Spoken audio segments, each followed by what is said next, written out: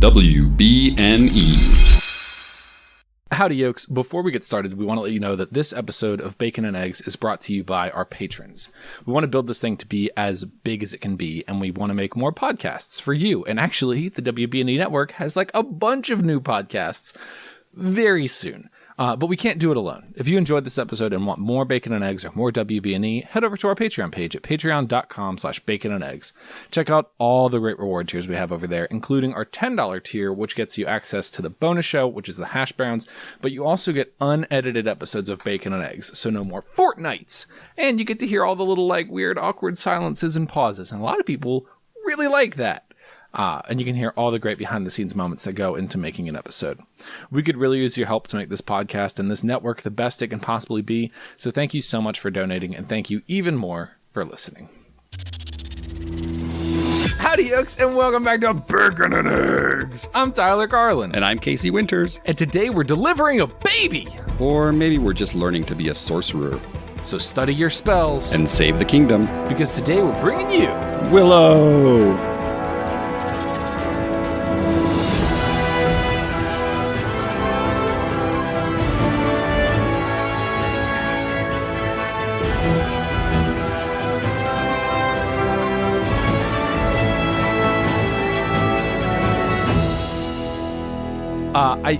Before I get into the stats, it is the kingdom, right? What are they saving exactly? The land, the kingdom, the world, the country. Who knows? It doesn't matter. The planet, yeah. Right. The glorious it. Well, I am joined this week, as you can tell by Casey Winters. Ethan is unavailable at the moment, but he'll be back in due time. But he just had a family matter he needed to attend to. Willow, Casey, by the way, is world's biggest Willow stan. Up until today, when I saw it. I love that. And Casey is the father of Elsewhere.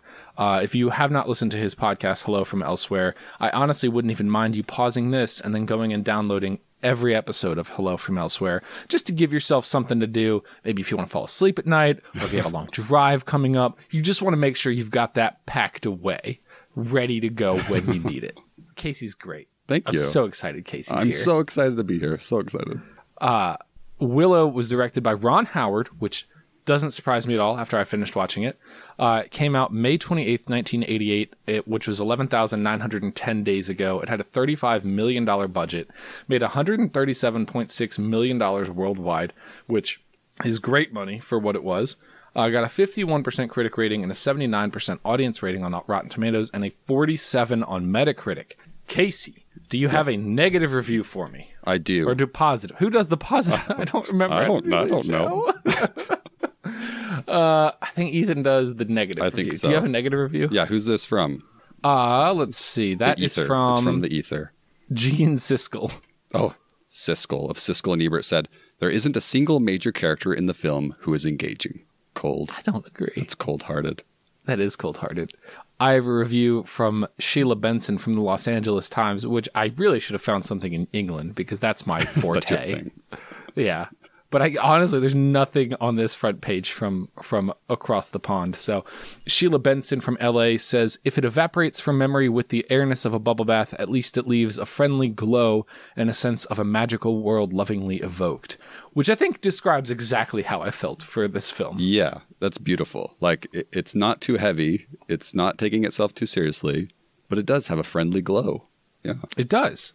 Willow came out 1 year after The Princess Bride. This is clearly trying to capitalize on that, right? Sort of, yeah, sort of. George Lucas had the idea, because he did the story, and, Ron Howard directed it, but Lucas had the idea for this in, 72, but it didn't come to fruition until, 16 years later. Oh, you could tell that he tried, because as I was watching it, I was like, Star Wars is prevalent throughout the whole thing. Oh, yeah. It is so clearly the same person. Yes. Even just we went from a forest landscape to a snowy landscape to, right. Even that part is yes, Star Wars. You have the farmer hero, you have the scoundrel sidekick kind of character, you have the witty princess type character, you have the two comedic reliefs that are small, and it's to a T. You also have little actors Yes. Up to this point in George Lucas's career, that was like a hallmark between Jawas and Ewoks. Right. Well, and the crazy thing too is in an early draft of A New Hope, he was gonna make Luke Skywalker a little person. So really, yeah, but that sort of changed. But that obviously, it was transplanted here. He still had that idea. He really wanted to have a kingdom of little people. So I loved that. Right. I thought it was awesome. And at first when I was watching it, and if I'm wrong about this, please tell me no. But when I was watching it, I was like, is this like offensive in any way? But then I was like, I think I'm being offensive for thinking such, right? Because this is representation. This is good. Yeah, I'd be interested to know how little people feel about Willow. I'm not really sure, and yeah, and it wouldn't be great for either of us to try to speak for them. But yeah, it's hard. Yeah, of course, I've thought that too many times. Like I don't know if it's offensive or not. Yeah, I don't know. Yeah, I know not either. It did seem decent representation. I mean, like the hero character is a buff white male, and he's got the love interest, but like the sorceress at the end, both of them being older women, to me was like at least moderately surprising. If he's trying to play on Gandalf and Saruman, there's at least some gender bending here. Yeah, exactly. I thought that was a lot of fun there at the end. I did too. Let's pull some listener reviews because okay. I want to talk about those. Okay. Pop into Discord. Tell me, find one and let me know what. Read it to me. Do you want a positive one, negative? What do you want from me? Just any. Any. Yeah. Okay. Let me scroll up. Okay, I'm going to read Mats from Norway. He said, I was hoping you would. Is it weird? Yeah. Will everyone like it? Probably not. Do I love it with every fiber of my being, and will it put a smile on my face every time I watch it? Yes. Yes, it will. That echoes my feelings on this movie. I've got, let's see. I've got one from Claire. She says, it has narrative purpose and was worth being made. I can see why it's a cult classic, but it's just not for me. 53 out of 100. I genuinely don't get this. Okay, let's talk about it. So I was going into this movie like, I really don't want to watch this because Casey loves it and I'm going to hate it. Right. And I'm not looking forward to that conversation. But then I was like, okay, maybe I'll watch it and I'll like it because Casey likes it and Casey's my friend. And right. That'll color my feelings enough that I'll be able to sit through this and kind of like have this cult experience with it the way that, other cult classics. I'm trying to think of a cult classic and they've all escaped my brain. Yeah, I can't think of a single one. They're gone. They're gone, Casey. All the movies. But Willow. And I was watching it and I was reading all these reviews from our listeners. I was reading reviews on Rotten Tomatoes and I was like, God, this is just going to be so hard. I don't understand the negative reviews. Flat out. I don't get it. A lot of people were complaining about the acting or the cinematography or the script. I loved all of those things. But like I'm watching it and I'm sitting here thinking cinematography isn't so bad that I couldn't watch it. Additionally, the acting wasn't so bad that I couldn't watch it. Like there was some campy moments and stuff, but it wasn't so bad that it took me out of it. It didn't feel like watching a fan film, Yeah, I think there's a lot of cheesiness that you have to allow this movie to, to have. I think that's what makes it fun. This movie isn't supposed to be super serious, and right. It's goofy in the best possible way. Right. This was everything. What's that Halloween one that everybody likes? Not Halloween Town, the other one. Oh, Hocus Pocus? This was everything Hocus Pocus wished it could be. Oh, yeah. I could see that. In fact, like towards the end of it, I was like, at Halloween, I'm going to watch Willow moving forward. I love that. I'm so happy. Halloween. I'm so happy that you liked it. Like I was I wouldn't say worried because this is the type of movie I love, but I also know why people wouldn't love it, especially if they're watching it in 2020. But the fact that you are watching it in 2020 and still got what it was and enjoyed it, that makes me over the moon. Well, I think part of why I was able to enjoy it is I don't know what I'm supposed to expect from 1988. Yeah. Like, to me, this was no better or worse in terms of like special effects than The Princess Bride, which is a cult. I mean, not even a cult classic. It's just a beloved classic. Yeah. And then like, yeah, there's some campy, silly moments, but in The Breakfast Club, there's that moment where the jock breaks like a glass door by like rocking too hard. Right. Like It's just the 80s. This is the 80s. right. And that's a beloved classic. So I don't understand why Willow couldn't be, fantastic in every way. Well, that's the thing I love about movies, especially older movies, is that they are such a product of their time. So I love that you can put this on and it is the 80s, even though it's supposed to be set in this fantasy world. And I know that can turn a lot of people off. They want it to be sort of timeless. But I love that you can watch it, and because of the special effects and the haircuts and all of it, that you can tell it's an 80s movie. I think that's amazing. I love that. I do too. And I'd be curious if I think that's something like if you were to watch it in 1988, would the haircuts throw you off? Because something like Lord of the Rings, Aragorn's hair doesn't throw me off to this day. Right.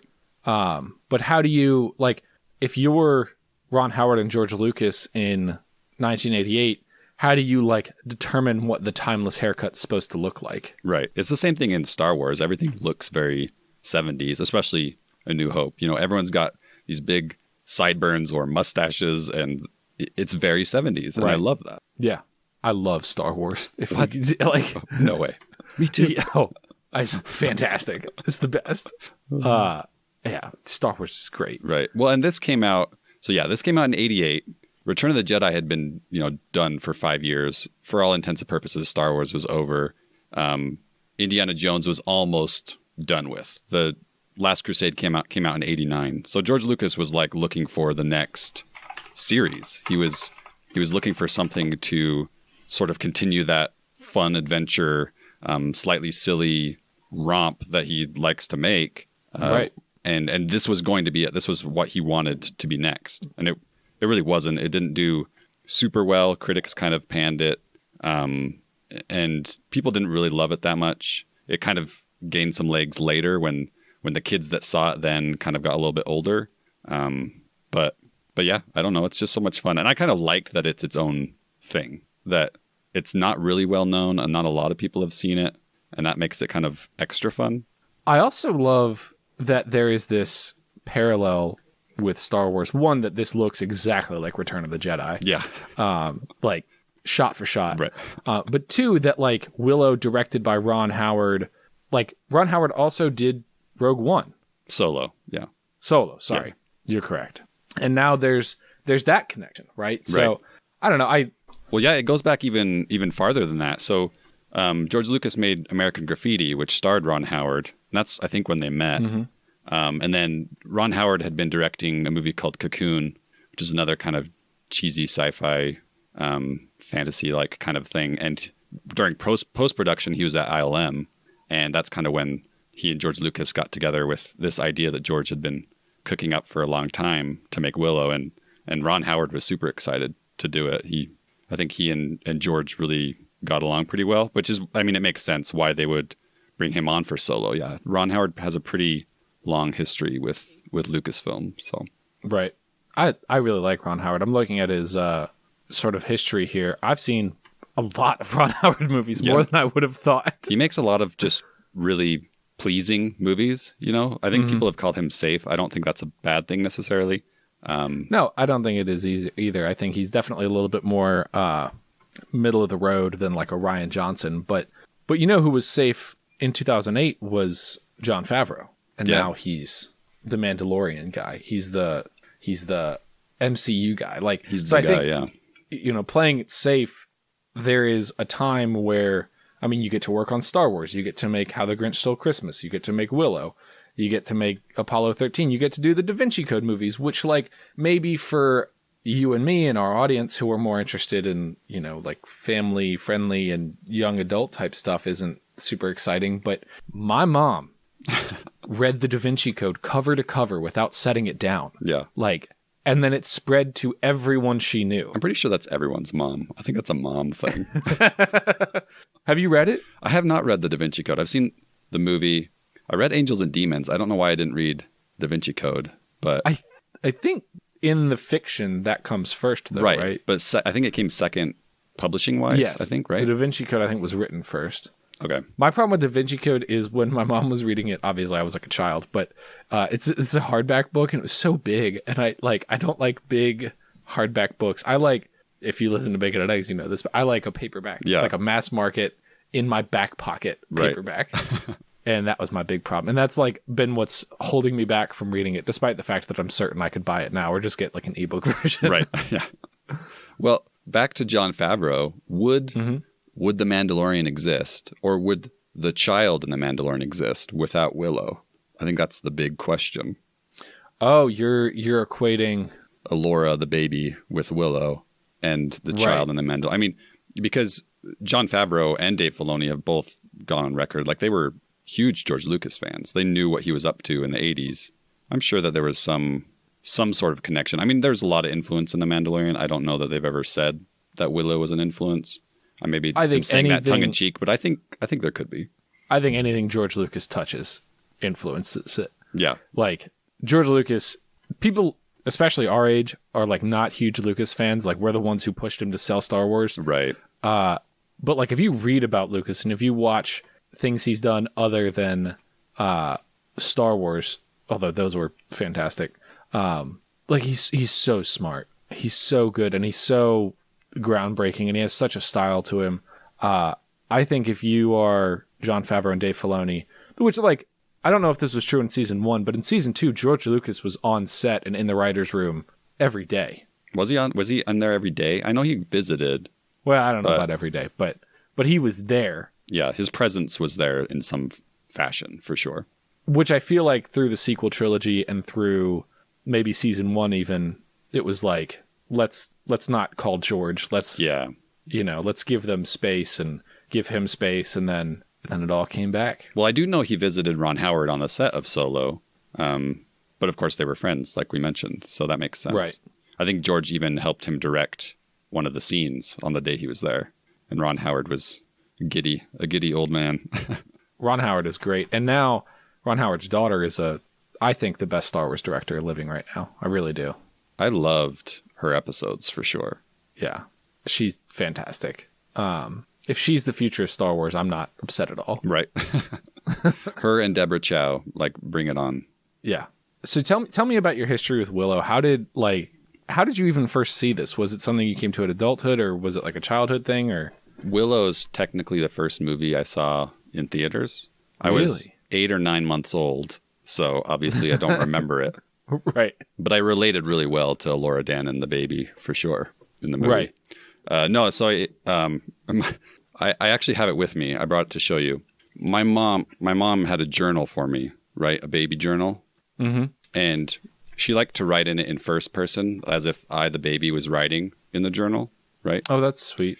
Really cute. Eventually she got tired and she's like, I'm going to let mom write now. And then started writing in her own voice, right? Oh, that's good. But that's good. Before that. So this is May, opening day of Willow even. And we were in California at the time. And can I read from my journal to you? Is that allowed? You tell me. Can you read from your journal to me? Well, I didn't write it, so I'm not really, Are you reading your mother's diary on the internet for everyone to hear? Yeah, so we were in California. We were visiting some family. And she writes, that night we went to the movie Willow. I slept, so that's me, the baby. I slept for just half an hour, and then got really wiggly. So mom had to take me out in the hall. All the movie workers gathered around to watch me. They were amazed. I can crawl and sit up and walk when you hold my hands. They must not have a lot of babies in California. Oh, that's so sweet. Sometimes I think about those movie workers. Like, do they remember when Willow came out and the baby crawling around the popcorn-ridden floor? Must have been a special day. Must have. It wasn't like, you have kids. Have you ever brought your 8-month-old or 9-month-old to the movie? We took when our oldest was little, we took him, but it was like middle of the day. No one was there. I kind of just hung out with him out in the hall. Kind of the same situation. I think it was Monsters University. But generally we don't take babies. Although, speaking of Solo, our youngest now, she was born on the day Solo came out. So I had to... Oh, God. You had to like miss the delivery to see Solo. I almost did. I had to return the ticket. I would have missed it, but I returned the ticket. And so Valerie and I went, a couple weeks later, took the baby. There weren't very many people in the theater, but the baby had like a blowout on the movie theater seat. So that was a lot of fun. Yeah. Oh my gosh. I think the first 6 months of Olivia's life, gone. gone from memory. Right. But I'm pretty sure we brought her to a movie. Maybe, I don't know when it came out, but how the Grinch Yeah. comes to mind. But it could have been somebody else that I brought. Could have been my niece. I don't know. I have vague memory of doing that. But I think if we did, we would have brought the car seat in and just had her like pass out in the car seat. Yeah. But I don't know. Did she have a blowout during the I don't Grinch? think so. The only blowout I remember is like we went to the beach when she was 2 months old, which was oncoming parents, take your infant to the beach because it's the easiest thing in the world. All they do is cry, sleep, and poop. This week on Bacon and Eggs, Tyler and Casey talk about blowouts. Yeah. But we had just gotten to the beach and like we pulled her out of the car seat and it was like time to change the diaper because she'd been in the car seat for like 6 hours. And we put her down on the couch and immediately, I mean, it was soft serve. It was all over the couch, which is another reason that soft serve is disgusting. Okay. Right. Well, and speaking of babies, this movie has a baby in it a lot. It does. It's a pair of twins. She's cute. They're cute. I guess cute. there's a couple of them. Yeah. They're super cute. I did grow up with this movie. So even though, it was my first movie technically, obviously didn't remember that, but we had it on VHS. And so we watched it a lot. I think my dad hates Willow. He's never said why, but he hates Willow. Do you have any of those? The movies that I hate that my kids watch? Right. Like your kids has watched it a million times and now it just drives you up the wall. No, I usually just leave the room if it's not my jam. I'm the same way. Olivia's still pretty small, but we do Frozen 2 a lot. It just doesn't bother me. I never get tired of it. They either watch things that I do like, and it's fine. They watch a lot of like the kids' TV though, and sometimes that can get grating. But they watch enough different things that it's fine. But yeah. Do your kids do Coco Melon? They do. Yeah. Coco Melon is always on in my house. They do that one. They watch Bluey, which is on Disney Plus, and it's amazing. And I would watch it just because that Valerie does. She literally watches it just because. Like the kids go to bed and she's like, "Time for Bluey." Time for Bluey. Yep, exactly. So you grew up with it. Your dad hated it. You had it on VHS. Yeah. Talk me through the film itself. What's the overarching theme here? What are we learning? I think it is sort of the hero's journey, and it is like it harkens back to Star Wars, and there's a lot of Lord of the Rings influence in here. So I think it thematically it's pretty simple. There's a lot of the good versus evil. Oh man, I don't know what did you catch? What stood out to you? I mean exactly that good versus evil. I liked. I don't know if this is thematically, but I did like the sort of Gulliver's Travels-esque feel to it, where there's like. I mean, I really loved the whole special effect entirely of like, there's big people and then there's little people and then there's tiny people. Right. Although I did hate the tiny people. Yeah. Not the by brownies. virtue of the fact that they're tiny. Yeah. Yeah. But they were so annoying. No, that's one thing that I feel like hasn't aged well as an adult. I like most of this movie still. I loved the brownies as a kid. Now I do find them grating for sure. Yeah. Although I do think calling them brownies is a little overtly racist, right? I mean, I know they're played by white people, but like walking into a room and being like, "Oh, I hate brownies," just feels like I don't think you can say that. Well, I think that's like an actual type of mythical creature. Like the Willow didn't invent brownies as a character. No, they're in other media. Trying to think what else, like Fablehaven. I mean, those are books that came out a lot later, but there is a Willow book, if I'm not mistaken. Yeah, so old George, he wanted this to be like a big series, didn't really catch on. And so then they decided to turn it into a trilogy. There's 3 of them. And he did like the overarching outline story of it, kind of like he did here with the movie. And then Chris Claremont wrote the novels, he's like mostly a comic book writer, which seems strange that they wouldn't just make it a comic book because that would be cool. But I haven't read them. I don't know anything about them. I do remember seeing them once in like my high school library. That was when I discovered them. And I saw this cover. I was like, oh, that's interesting. And it had George Lucas's name on it. And then I was reading the about thing and I was like, wait, Elora Danan, Willow. I was like, what the heck is this? So that was pretty exciting, but I never actually read it. I thought about, I knew that they existed, but I have not picked them up. I have to read a lot of books this year. That's like my whole thing. Might as well do that one. Maybe I should try that one too. Maybe I should. I'm willing to bet it's a free ebook. A lot of things are. I would say, like, in terms of themes as well in this movie, the whole, we touched on it earlier, but the little guy versus the big bad. And it's just more literal here, but George Lucas loves that theme. Like I said, he wanted it in the original script of Star Wars. Then he puts it in the Ewoks, and even things like Anakin in Episode 1 has a lot of that too. A lot of that influence. And then in Episode 2, you have the duel. Actually, Episode 2 and 3, you have duels with Yoda. True. Yeah. He loves the little guy for sure. I think that's why I like George so much. I love little guy media. Right. I'm a huge fan. Like Hobbit's my favorite part. Yeah. Willow, I think, is a fascinating character. I don't like Ewoks. Not an Ewok guy. Really? Yeah. Yeah. I could take them or leave them. I don't hate them, but... No, yeah, I wouldn't say I hate them. And I think if I'm ever watching Return of the Jedi, I'm like, that's pretty cute. Right. But they spend so much time with them. And then the like C-3PO is a god thing. Return of the Jedi is a worthwhile film, okay? But I don't know why anybody was surprised when the prequels came out and they weren't fantastic. You're saying the writing was on the wall. Yes. I also love the prequels. I saw a TikTok trend today that was like, show me that what was the moment that you knew you were getting older? And it was mine. I didn't make it, but I like scripted it in my brain. And mine was like, when I was a kid, the prequels sucked. Everyone hated the prequels. Right.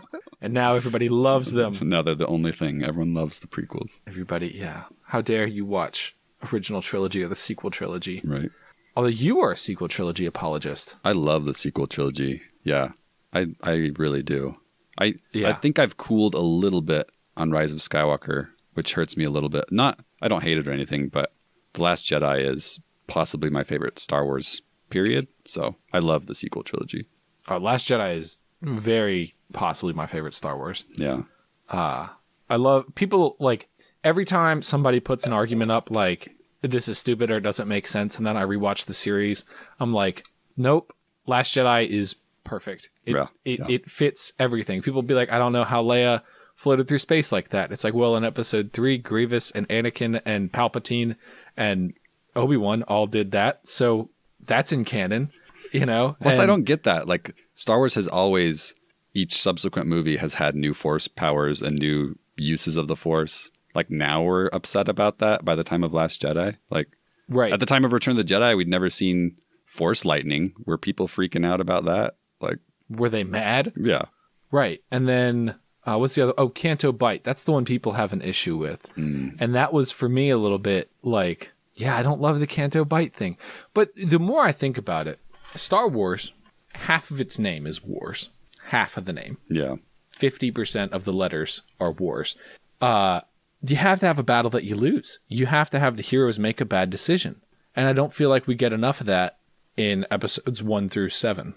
I think people get hung up on, it seems to me, they get hung up on the look of Canto Bight, because I think parts of it don't look great, but thematically I think it totally fits. It's totally in keeping with the rest of the movie and Star Wars as a whole. Yeah. And then the last one that people get upset about is the fight scene in the throne room, which I cannot imagine disliking for any reason. That's crazy.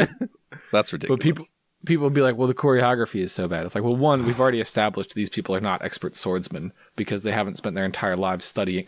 Yeah. Okay. Listen, listener. I'm listening. The prequel trilogy is about what if the Jedi were expert swordsmen. The sequel trilogy is about what if the Jedi were masters of the Force in ways that they could not imagine and were not master swordsmen in any way. Right. And it's wonderful, and I love it. And it's so good. It's so good. So good. Man, Star Wars. I knew... Here's the ulterior motive, a peek inside Casey's brain. I love Willow. I really do. It is a Lucasfilm movie. I knew I was coming on Bacon and Eggs, and I'm like, well, Tyler and I inevitably talk about Star Wars. It just happens every time. I might as well just shorten the segue between the two by choosing a Lucasfilm movie. There we go. Yeah. And without making me watch Indiana Jones. Not that I dislike those movies, but I'm kind of like, I got a thing going where I've only seen the first one and the Crystal Skull. And I just want to see how long I can go without seeing the other two. You haven't seen Last Crusade? Is that not the first one? I can never tell because they're not named correctly. Well, yeah, because George Lucas likes to change names after the fact, right? It was just called Raiders of the Lost Ark. And then when it became a series, they're like, well, we got to put Indiana Jones in front of it. So Raiders is the first one. Then there's Temple of Doom. Then there's Last Crusade. And then there's Kingdom of the Crystal Skull. I think Last Crusade is wonderful. And it's my favorite by far. And unpopular opinion, I would rather watch Crystal Skull than Temple of Doom. But that's just me. I really enjoyed Crystal Skull. Yeah, I think I it's remember fun. watching it. That was the first one I saw because we didn't do a lot of, I say older films. We didn't do Indiana Jones in my house. Yeah. And so when I saw Crystal Skull, I was like, wow, this is a fantastic character. And I would love to see more. Right. But then I just haven't, other than when we did Raiders on Bacon and Eggs. It's super silly, but I think it's fun. Temple of Doom is just very depressing and dour, and I'm not a huge fan of it. I do think Harrison Ford is just a fantastic actor, though. Yeah, definitely. Outside of his films, though, he doesn't care about them in any way. He doesn't, like he would never go to a con or anything, and he doesn't engage with the fans. He just shows up, does his job, plays his part, and then he leaves. Compared to Mark Hamill, who is like, I am Luke Skywalker. Right. You could take that or leave it. What do you make of that? Obviously it's their life, it's their choice if they're a good actor and they're perfect for the part. But how do you feel about that? Not knowing Harrison Ford personally, it seems to me like he started out kind of being grumpy about it all, and then just because it was silly, and he was okay with it being silly, but then people kept asking him questions about it, and so then he just kind of leaned into the grumpiness. That's the feeling I get, that he leans into the not caring, that he cares a little bit more than he shows, right? But doesn't fully care the way that Mark Hamill cares. Right. So you're saying that like there's almost a character within the. Yes, I think Harrison Ford is often in a character. Yeah. I think that's probably fair. I don't think he's actually like angry when a fan says, if Han had a lightsaber, what color would it be? Or like people ask him, in Rise of Skywalker, spoiler, they ask if he was a Force ghost. And he's like, what the heck is a Force ghost? Right. Like, surely right? Right. You were there. Oh, man. Some people have said that Willow is in the Star Wars universe. What are your thoughts on that?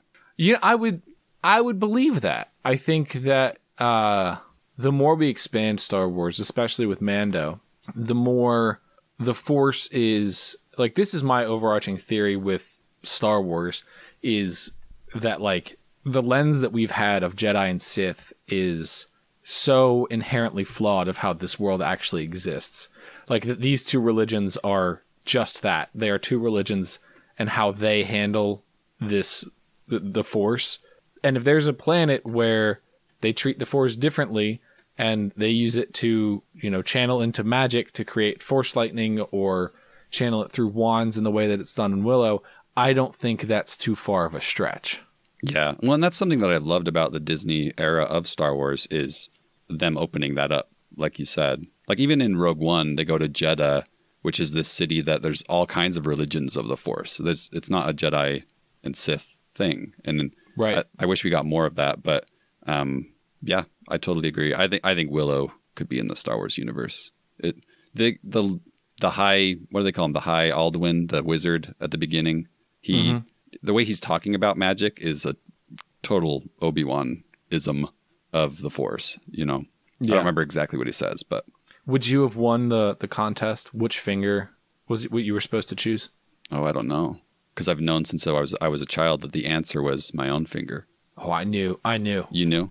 Yeah. Now I'm a grown man who consumes a lot of this type of media, but I knew.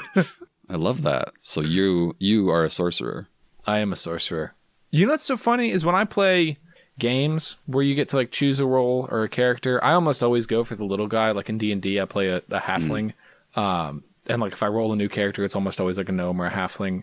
I always play like a weak, small character. Yeah. But then on the flip side of things, I almost always pick like a combat role as opposed to like a magic role, which I think is I don't know what that says about me. I think it's because we don't get a lot of characters like Willow, where he's a little person and he's magic. It's exciting. It is exciting. It's like if Frodo could also be Gandalf. Yes. That would be fantastic. Really, the first act of Willow is the Fellowship of the Ring. I mean, like, you know, here, I'm going to read you a paragraph. You tell me if I'm describing Lord of the Rings or Willow. Okay. Okay. Okay. And I'm saying this not, you know, from a critical negative standpoint. I'm okay with this. But a small person lives in a green country far removed from the goings-on of the wider world where the big people live. There's a town party and a mysterious thing that a group of little people must take out of their idyllic home into the dangerous world, sent by a wizard, with a big white beard. Also, it's filmed in New Zealand. Oh, was Willow filmed in New Zealand? Parts of it were, yeah. So it's like basically Lord of the Rings, other than instead of a magical ring, it's a baby. Right. Yeah. And I mean, even the homes were the same. Like everything was like dome shaped and yeah. Well, and I mean, I keep going back to George Lucas because I just find him really interesting. So I apologize for my random trivia, but no, you're fine. That's what we're here for. He even in, another early draft of Star Wars, he like line for line copied Gandalf's greeting to Bilbo when Obi-Wan greets Luke Skywalker. Like clearly George Lucas was a fan of Lord of the Rings. If Willow wasn't evidence of that enough. Right. And I think that's pretty clear. I think, people knocking off the hero's journey, like watching even Willow, I was like, Rowling got some inspiration from this. Right. Yeah. Although, I mean, that could have come from anything. She could have been reading Lord of the Rings, or she could have been, my curiosity is if you sit down to write a novel, and I know you can't do that without inspiration today, like, does the hero's journey just come to you as like an obvious version of your story? Like, or do you sit down and say, I'm going to write the hero's journey. Who's going to be my meek character? Who's going to be, my meek protagonist? And then who's going to be my wizened, older sage character? And, I just don't know how that writing process works because it feels like cheating to me. Right. Feels like if I sat down to write that story, it would probably end up pretty good, but I would feel like I ripped it off.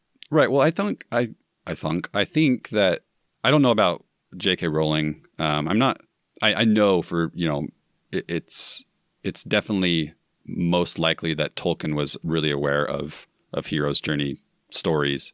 George Lucas was he was pretty formulaic about it. He loved Joseph Campbell. He was really well read on Joseph Campbell's hero's journey. So yeah, he totally read the hero's journey and kind of plugged it in, threw in some Flash Gordon, threw in some Westerns, threw in some Kurosawa, and then out came this Star Wars thing. So George Lucas himself was very, very studied on Joseph Campbell's hero's journey for sure.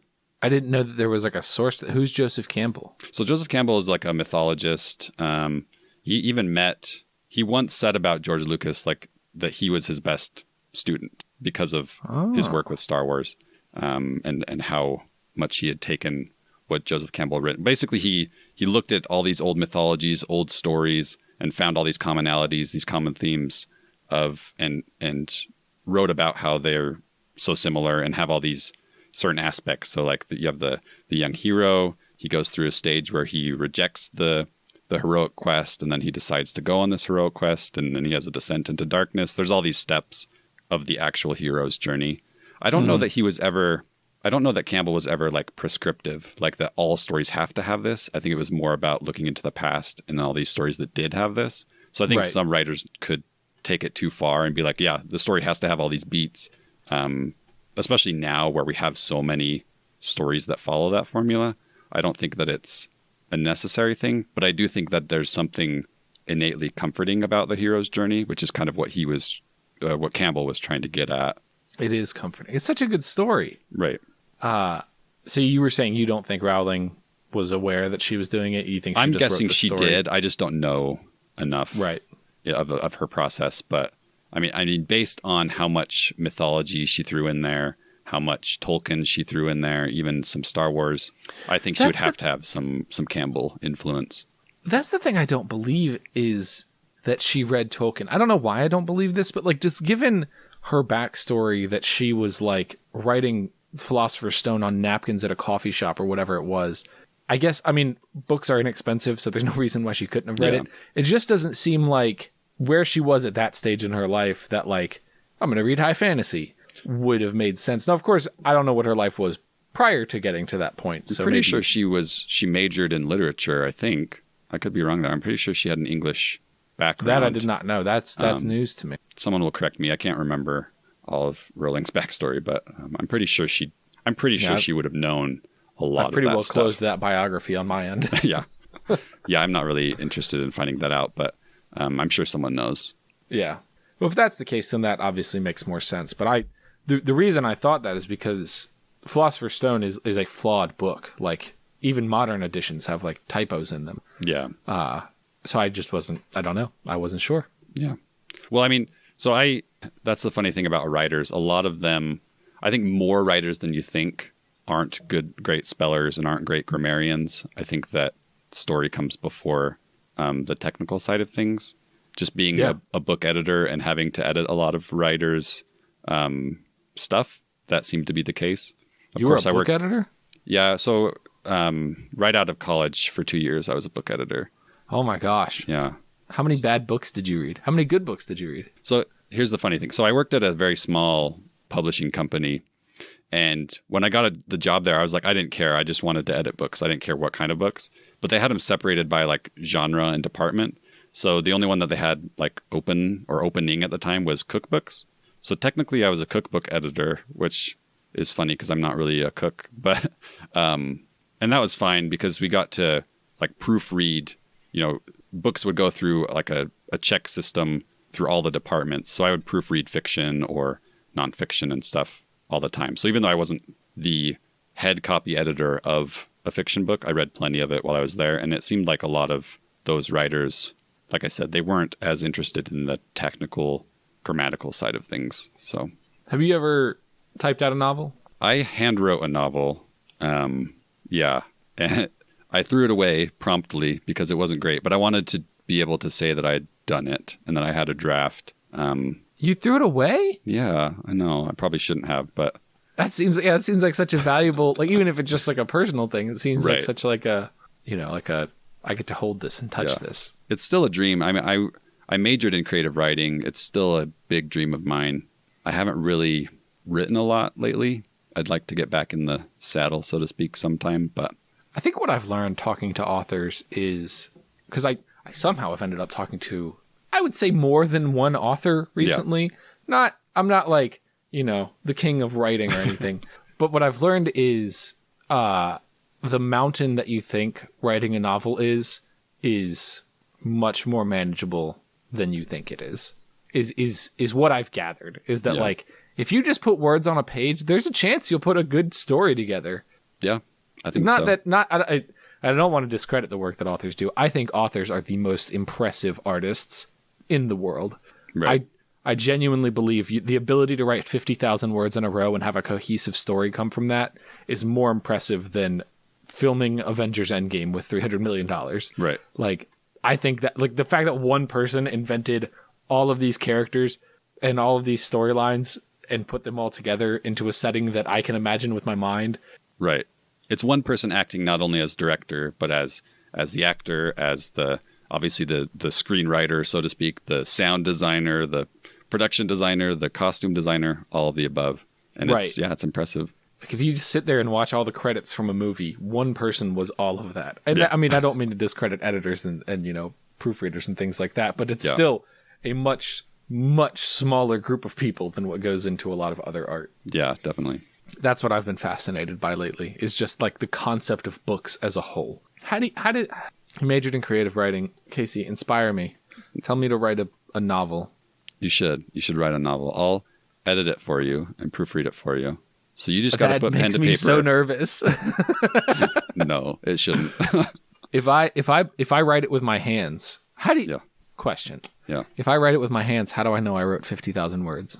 Yeah, I don't know how many words the one that I wrote was. I found that, because when I type, I'm a pretty fast typer. And so I would go too fast for my brain. So handwriting allowed my, hand and my brain to be at the same speed. So that's the only reason I had handwritten that draft. It was just a matter of how my brain works. And now I want to know about Casey's writing process. Are you like I need a G4 pen on parchment, or are you like I will take any Bic pen on any sheet of paper, or do you need dots? Do you need lines? It's definitely lined. Definitely has to be lined paper.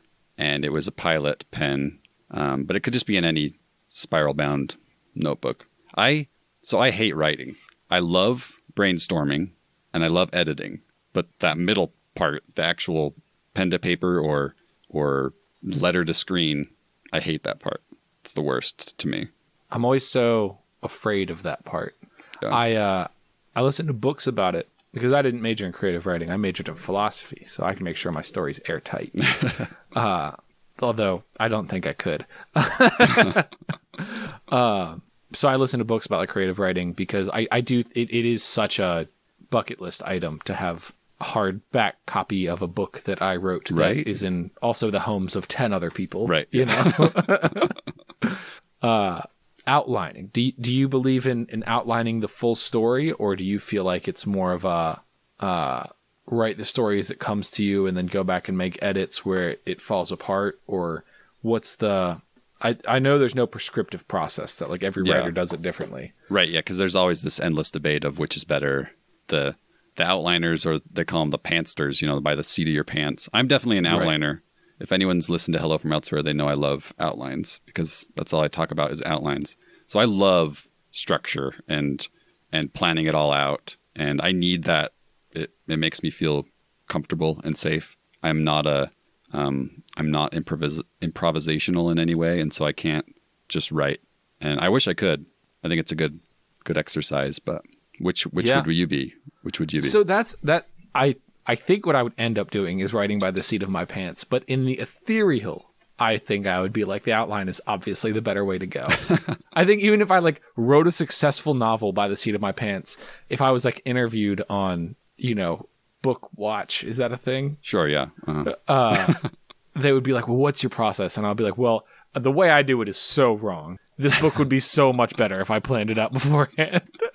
Right. In my head, it's so much easier to edit if I've already had the structure there. And that if I'm going by the seat of my pants, there's going to be more to edit in the long run. But I think it's more that I don't trust myself to be able to just write and have it cohesive and make sense without the structure. Whereas I think other people trust themselves more than I trust myself, if that makes sense. But I think, so my other fear is that I would sit down to write. This is why I have the problem with the seat of my pants, is that I would write. And as I wrote, I would learn more about the characters and the conflicts and the plots that I wanted to explore. And I would make little alterations to my character here and there, to the point where at the end of the novel, we have completely different characters. Yeah. And it's not because they developed clearly throughout the book. It's because I know what I want now. Yeah. But I can't go back because the setup has to be what it was. Right. And that's my fear. It's like in Stranger Than Fiction, when at the end they're like, well, it doesn't really make sense now. We have to go back and edit it. Of course, you can't edit it because it's the movie itself, but that same idea. I think it does make sense. Okay, thank you. Saving his life. When that line in Stranger Than Fiction never really made sense to me because I'm like, well, I don't know. I like the movie, so. Right. I think the movie has a satisfying ending. I don't think it'd be better if he was dead. Yeah. I think the thought that it would be better because, listener, if you haven't seen Stranger Than Fiction, you should watch it. We covered it on Bacon and Eggs, so you get a chance to watch it. But it's a fictional story where our protagonist plays the role of the protagonist of a book that is being written by an author who kills her characters at the end of each book. Spoiler, he doesn't die. I think that like that shows growth for her. That I don't know. I feel like the thought that like he should die at the end to me is like, you value art more than human life, and also you don't understand the art because we want to see character development, and she is developing. Well, and if you are a creator, there's some aspect of you that wants to surprise your audience. And if your audience already knows that the person is going to die in everything you write, what better way to surprise them than to have the twist that they don't die? Right. Which is why they should have lost at the end of Empire Strikes, or at the end of Return of the Jedi. What a twist ending. The Empire wins. Ewoks litter the ground. Right. These stormtroopers are as accurate as you say they are. Okay, here's my theory about the stormtrooper thing. Okay. Everyone talks about how the stormtroopers can't shoot, right? Mm-hmm. And the Empire, their biggest downfall is hubris every time. Because they think that they're too big to fall, right?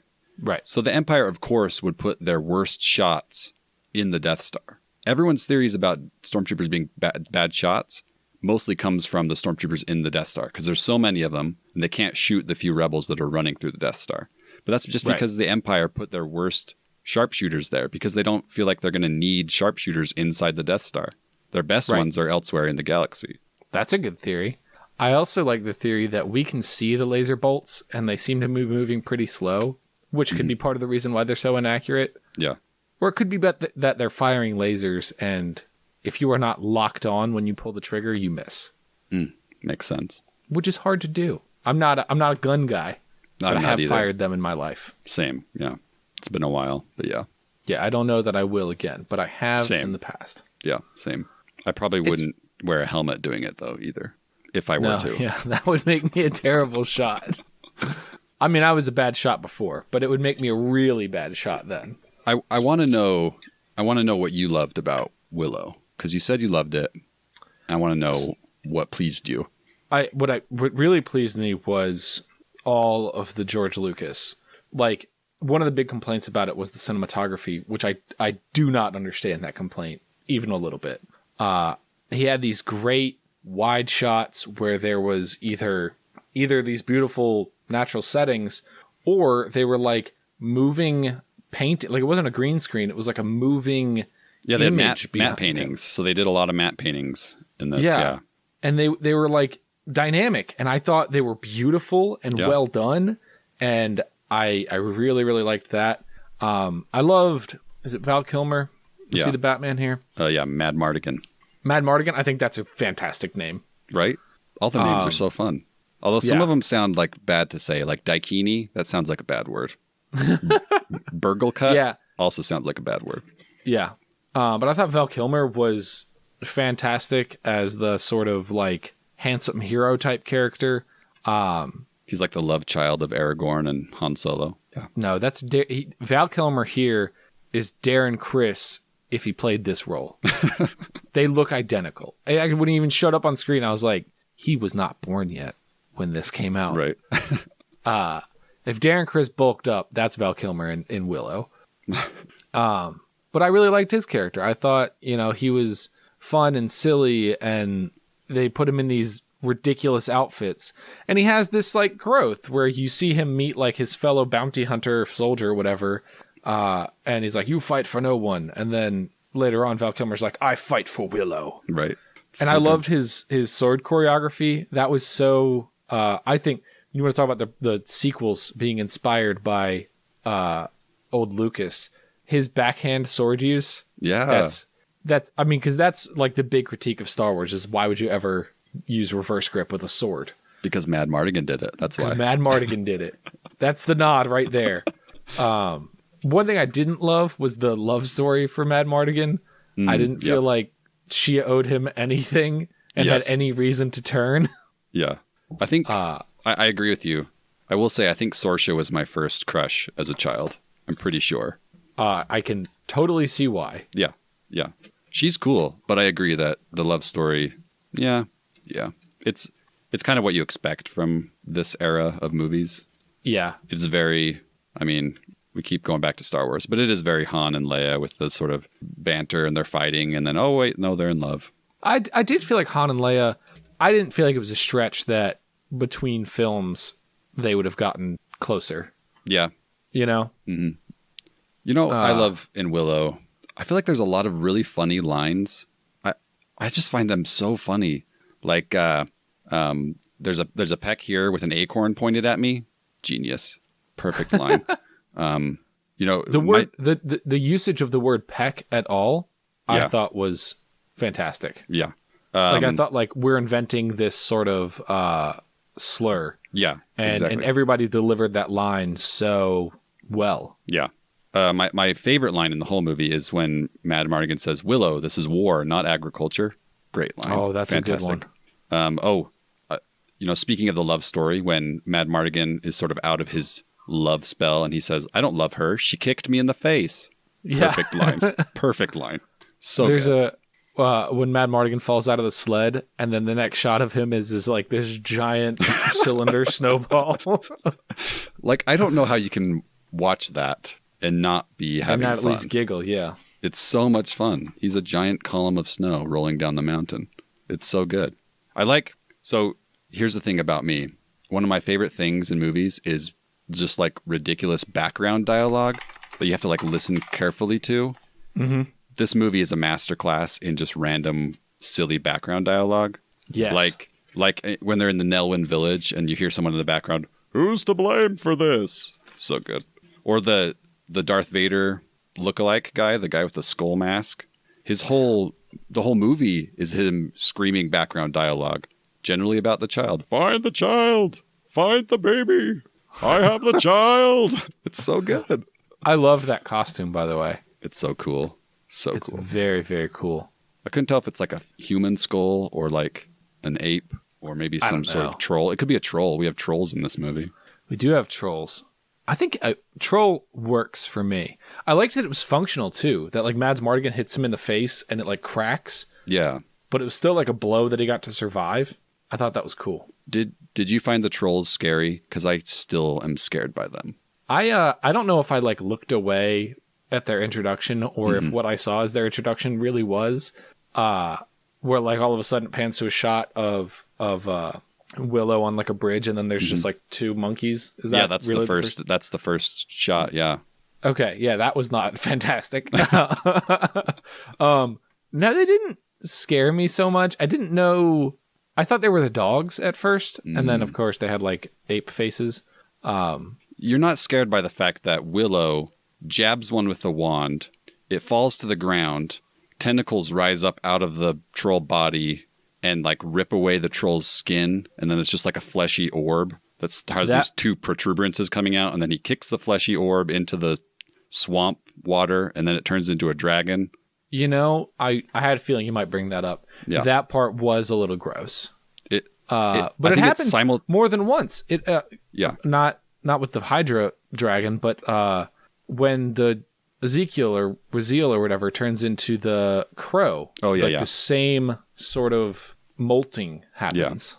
Yeah. I think the troll part with the fleshy orb is simultaneously my favorite and least favorite thing of this movie. I think that's fair. I think the runtime is my least favorite thing. This is a 85-minute movie. No, I'd say 105-minute movie at best that I watched for 2 hours and it is a long minutes. 2 hours. Definitely, especially the first half. I think the second half is a little more fun than the first half, but you start to feel the runtime, obviously, in the second half. So that's the trick. I think part of... if people complain about pacing in this movie, I totally understand. I watched it in chunks today, so I don't know how I would have felt about the pacing, but it did feel like I was watching this movie for a very long time. Definitely. I will agree with that. And that's the thing about this movie. I feel like any criticism of it, I could totally see. People that dislike it, I could totally see. It just, I don't know. It just doesn't matter to me because it's fun. Yeah, no, I'm with that. Hop over into Discord. I just sent over like what I guess is like a poster. I don't know. I'm pulling it up one sec. But his artwork from the film is very 80s. It's got sort of in the sky the Darth Vader type character, and then sort of in front of him is the witch. And then you've got like Willow standing over there with the baby and Mads Mardigan and the brownies. And you just got like the whole thing, but it's very similar to like the original posters for like A New Hope or Return of the Jedi. And that sort of like drawn style, but also a little like Uncanny Valley realistic. It looks like a Brothers Hildebrandt art. They were some artists. They did one of the Star Wars posters. But the question in the bottom left corner, is that the Predator? What is that supposed to be in the bottom left corner? I don't know. I was going to ask you. I think that's the Predator, but it's had some shampoo or something. Let me see if I can get a larger version of this photo. Luxurious hair, but I think that's the Predator. Okay, so it's... I cannot tell what that is. That's the Trolls, maybe? Every other version of this photo that I can find, it like cuts off right there. Okay, this is a nice big one. Let me copy this one and send it over. See if we can't get a closer look. Of course, it didn't change it at all. Oh, you can click on that one. It makes it big. Okay, I'm going to do it. Oh, I think it's the demon dog. The demon dog. But its hair is so much nicer than in the movie.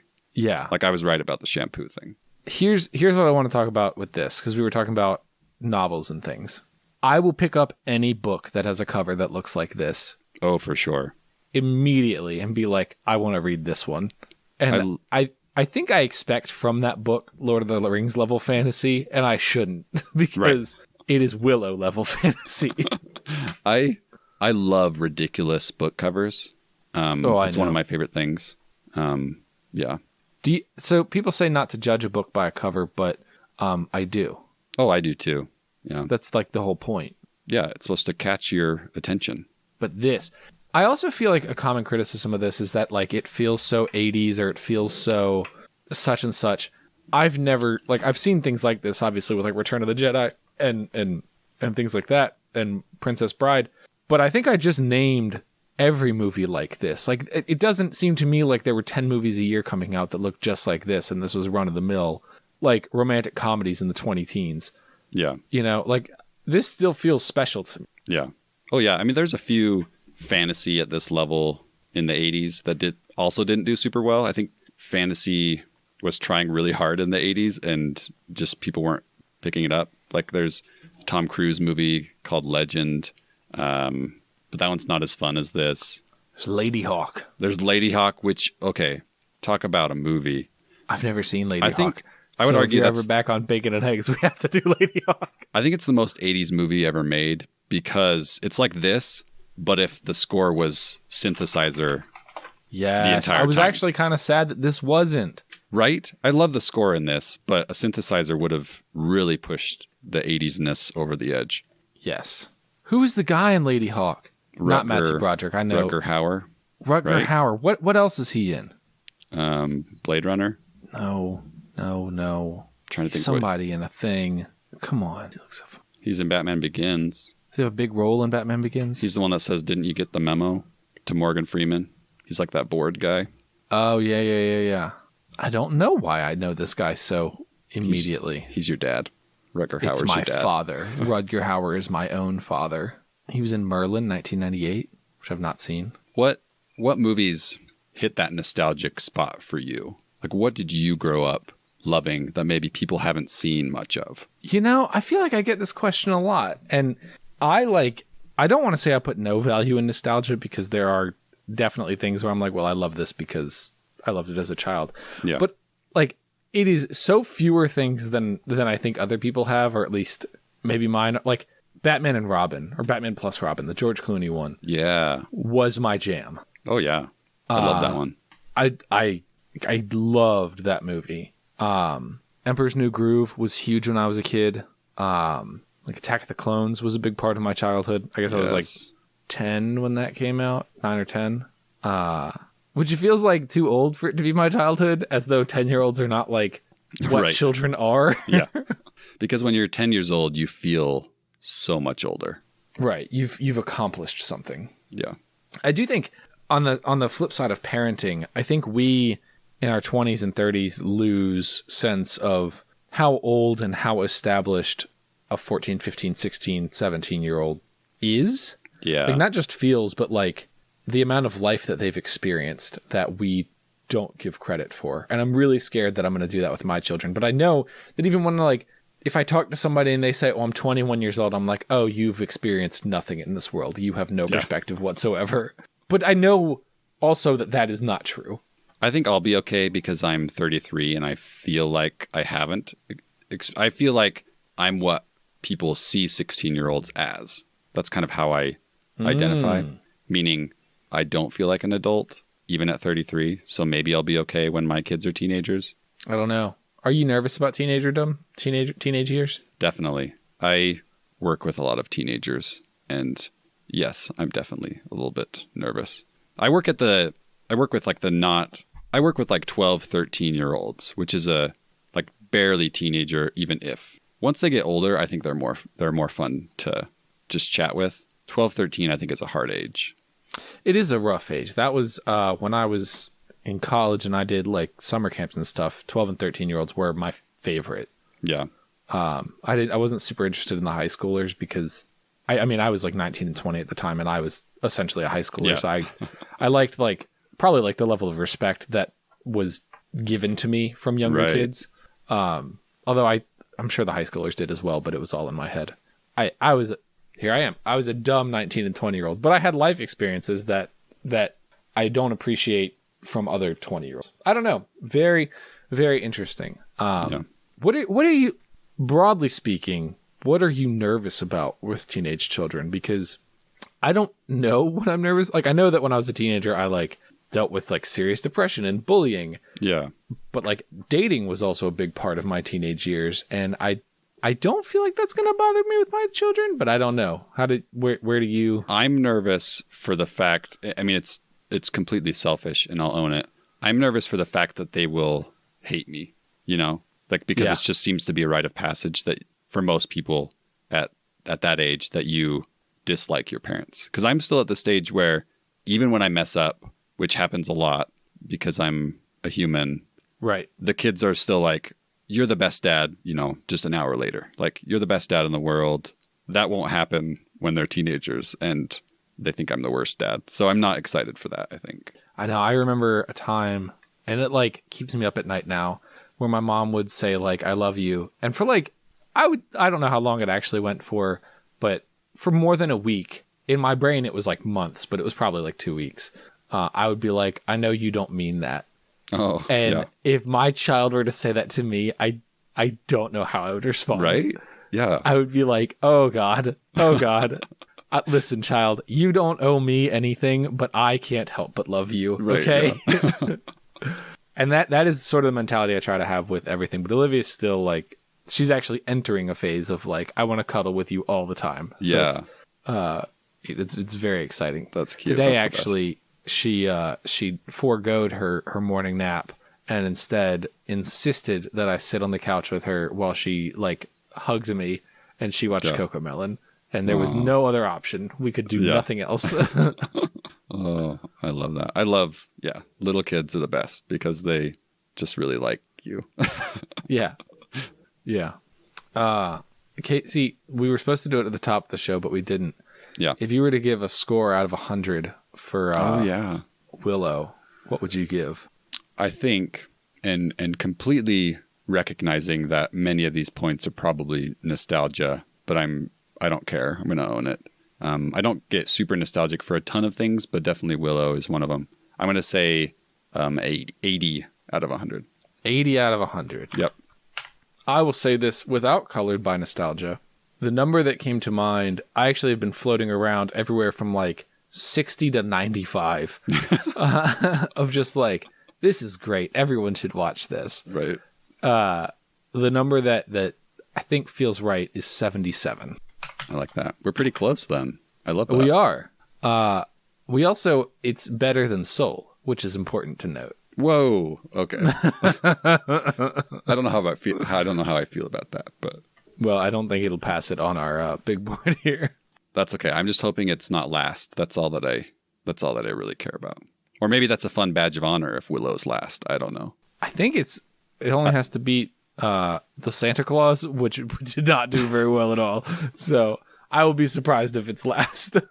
I just know Valerie, my wife, is sort of dragging Willow through the mud and with her 50 out of 100. So, but a lot of other people gave it a fantastic score. I know. And 50 is not bad. I like that you guys are trying to use the full range. So yeah, I think that's fine. I just like to, Valerie and I don't fight about things other than Willow. That's our point of contention is Willow. If your wife gave it a 50, my wife would give it a 1. Like I was like, hey, will you watch this movie with me? And she was like, absolutely not. This looks the dumbest thing I've ever seen. So sometimes dumb is what you need. Sometimes dumb is fun. Well, I don't think Emily is even moderately interested in fantasy beyond Potter. She's not interested in trolls being turned into fleshy orbs and then turning into dragons. Correct. She did like Trolls and Trolls World Tour, though. But that doesn't happen in that movie, I don't think. You know, now that I mention it, it might happen. But okay. Those movies are fun. I don't know if you've seen those. I haven't seen Trolls. I think my 5-year-old daughter has seen the first one, I think. Mm-hmm. At a friend's house a long time ago when Friends existed. Yeah, back in the old days. Casey, I need you to just talk to the listener until I finish tallying this score. Okay, talk to the listener. Yep. Dear Yolks. I really stressed the L there in Yolks. That doesn't feel right in my mouth. Yolks. I don't know if I'm allowed to talk to the Yolks by name. You can. Oh, okay. I didn't know if that was reserved for Tyler and Ethan, but talking. I'm not. See, you're seeing right now. Casey is not good off the cuff. He was not prepared for this. It's not in his notes. Read your novel outline. My novel outline doesn't exist. I threw it away. I'll tell you the story. It was about this boy in a New England town, a boy and a girl, and some monsters step through some portals. And the only ways that they can survive is to dress up as mascots, because the local mascot university, which is a thing, trust me, it had all the costumes, right? So they go hide in the mascot school and dress up as mascots, so the monsters don't realize, oh, hey, those are kids. Nope, they don't think that. They're just monsters. And that's all that I remember. Something about mascots. Fun fact, I was the mascot in high school. I was Pioneer Pete. I had a big lumberjack-looking head with a beard. It was fantastic. I wore these cool, like, Pioneer-esque, they looked more like pirate boots. And it was a lot of fun. And I just ran around the football field or the basketball court, acting like an idiot. I like this thing where you're talking. I didn't hear a word you said, but I really appreciate it. You'll just have to listen someday. There's some really good scores in here. That makes me happy, you know? I'm not alone in my love of Willow. I did find out there's a Willow board game. It's only like $30 on eBay. So, you know, if anyone wants to get me a present, give me a $30 original Willow board game on eBay. Growing up, I had Willow spoons. We used them so often that the Willow image on the spoon sort of peeled off, and then it was just a regular, boring tan spoon that no longer had Willow's face. But for a time, it was delightful. I love this story. I had, what kind of spoons did I had one spoon that went to the garbage disposal, just the handle. Mm-hmm. And so it was like cracked, and it was always kind of like, if you got that one at dinner time, then that sucked. Around the time of Revenge of the Sith, there were some Star Wars spoons that came out, and they lit up. So like the spoon part was semi-translucent, and the handle part had a button, and if you push it, the spoon part lit up, right? Like a lightsaber? Like a lightsaber. Oh. And we still have a couple of them. They don't work so well now, but the kids would always fight over them. But apparently they're like really expensive on eBay. I believe it, The man. Discord learned the other day. Anything niche Star Wars is expensive. Right. All right, Casey, I have all the scores tallied. Okay. I gave it a 77. You gave it an 80. Rotten Tomatoes gave it a 51. Metacritic a 47. Listener score was a 76. Wow. There's a lot of Way to go, 95s, 100s. It was 100, Wow. 2 95s, and then a few 2 90s, some 80s. So a lot of stuff that's up there. Lowest score from a listener was a 35. That's okay. And then the Rotten Tomatoes audience score is a 79, which gives it a bacon and egg score of 72. All right. Is that last? Not last. It is not last. It beats 2 of our Christmas movies. All right. So that puts Willow right here, 72. It was a 72.2, so it's a soft 72, but a 72 nonetheless. That's so wonderful. Thanks, everybody. You've done me proud. I'm so happy. You scored it so well. I think it's a good movie. It doesn't quite beat The Chronicles of Narnia, which I think is fair. That's fine. Yeah. It's about 6 points back there. Any final thoughts on Willow? No, I just love Willow, and I'm so glad that some people did. And it's okay if you didn't, but I highly recommend it. I don't think we spoiled too much, so if we've interested you in Willow at all, enjoy it. It's on Disney Plus. It takes a variety of actors. It's good. I love the artwork for it. I love the movie. It's the cinematography. I felt like was fantastic, and I just don't understand people who disagree. There's 3 Wilhelm screams. I mean, 3. I only caught 1. There are 3 Wilhelms, so if you find them, you get a high five. More like a Willow scream. Oh. Ah! Wow! Casey, Ethan always asks people where we can find them on the internet, but yeah, I don't know if I want to know. I do want to know. Where do we find you, Ethan? Or where do we find you, Casey? You can find me on Instagram at Ice Cream Manatee. You can find our podcast, Hello from Elsewhere, wherever you get podcasts. But on the social media, it's at Elsewhere. _pod. It's so good. If you were ever listening to this show and you were like, man, Tyler and Ethan, I wish they would just think about something for once instead of being such idiots, then listen to Hello from Elsewhere. Or if you're like, Tyler and Ethan don't think about anything, which is perfect because that's how my brain is, then challenge yourself and listen to Hello from Elsewhere. And like you said at the top of the show, if you fall asleep while listening to Hello from Elsewhere, that is totally okay too. Yeah. What? Sleeping people will sometimes tell me they fall asleep listening to Bacon and Eggs, and I feel like, how do you do that? I don't feel like I have a soothing voice. I feel like my voice is the sound of like grated brie, like a soft cheese through a grater. Just awful. I like your voice, so I don't know what you're talking about. Well, thank you. You're welcome. That means the world. Do you ever fall asleep listening to me read The Velveteen Rabbit? No, but I don't really fall asleep to anyone talking. So no. Do you ever have trouble sleeping? Let's get personal. I used to have a lot of trouble sleeping. The last year or maybe year and a half, I've actually been sleeping really well. So I think it's because I'm working more, and so I'm just more tired. I don't know. Do your kids sleep through the night? For the most part. They were all really... Our kids are always bad sleepers as infants. They just don't sleep well. It takes a long time for them to sleep through the night, but they do pretty well now. Like, once they reach a certain age, they do pretty well. And by certain age, I mean like year and a half. That's good. Olivia's always been like a good sleeper, even from like day one. You're so lucky. Yeah. We called the hospital and they were like, shh, don't say anything. Don't tell anyone. What about you? Are you having trouble sleeping? I had been for like probably 3 weeks there around Christmas. I could not sleep to save my life, and I started wearing my watch to like track my sleep to see how bad it really was, because I think a lot of times I'll be like, oh, I'm not sleeping at all, and then really I'm getting like 8 hours a night, and I'm like, oh, I just suck. Gotcha. But it really was bad. I would check my like sleep score, and it would be like, you slept for 4 hours and 20 minutes, and I'd be like, oh, that's why I feel like garbage today. Yeah. And then there would be nights where like Emily would go to bed.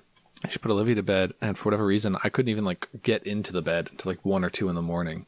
And I haven't been like that since like college when there was no rules. Yeah. And that sucked. But these past few nights have been good. I've been working out again in the new year, which I hadn't done for a while. So getting back on that grind wears you out a little bit, which is good. I need to sleep. That's good. I'm happy for you. Yeah. Well, thank you, dear listener, for listening to Bacon and Eggs and Movie Lovers podcast. Our music is by the very talented Andrew Scott Bell, although maybe not this week. I don't know. I'm not editing this, and I don't think I have that file, so maybe it's by somebody else. I don't know. And Ethan's not editing it because he's busy. Our artwork is by Vaishon Brandon. That is still true. Bacon and Eggs is a production of WBNE, so if you like this show and want to listen to more like it, there's a bunch of great shows on the network. You can go to WBNE.org to check them all out. There's a preview for Sincerely Us, our Broadway show, right here.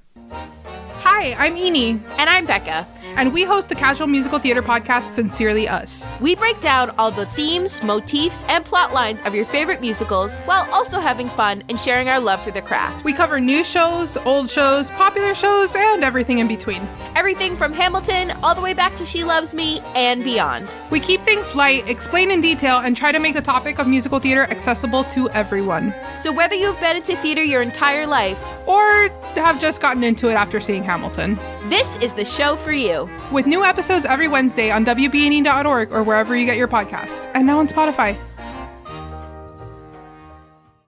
I love Becca and Eni. They're the best. I do too. They really are the best.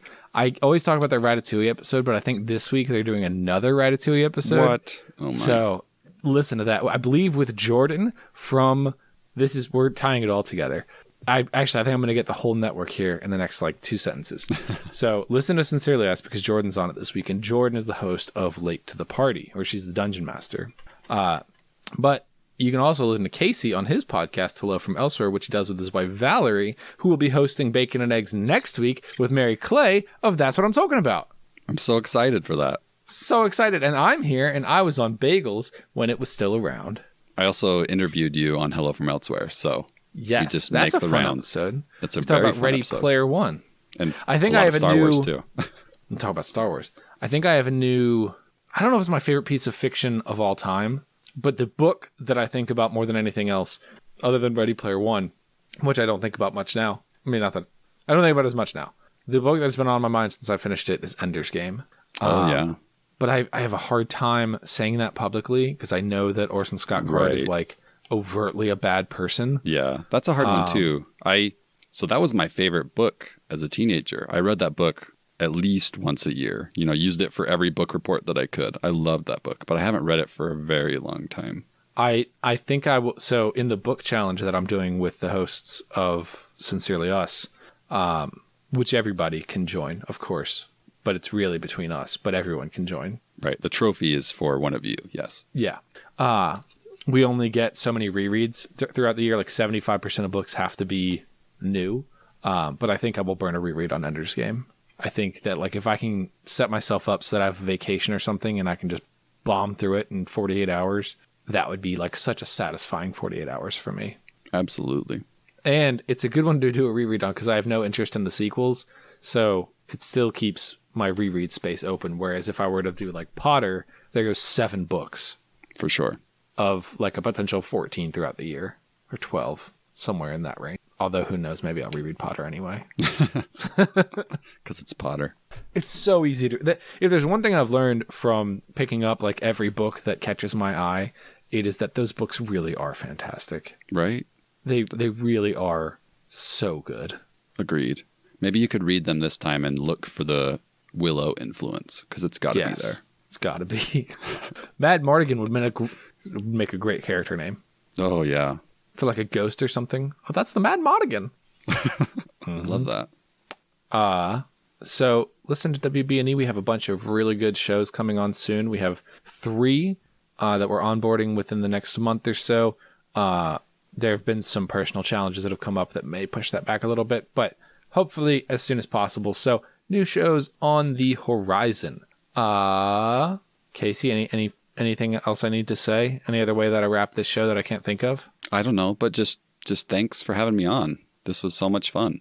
Well, thanks for being here. Absolutely. Anytime. Until next time, arrivederci. Are you suggesting we go home?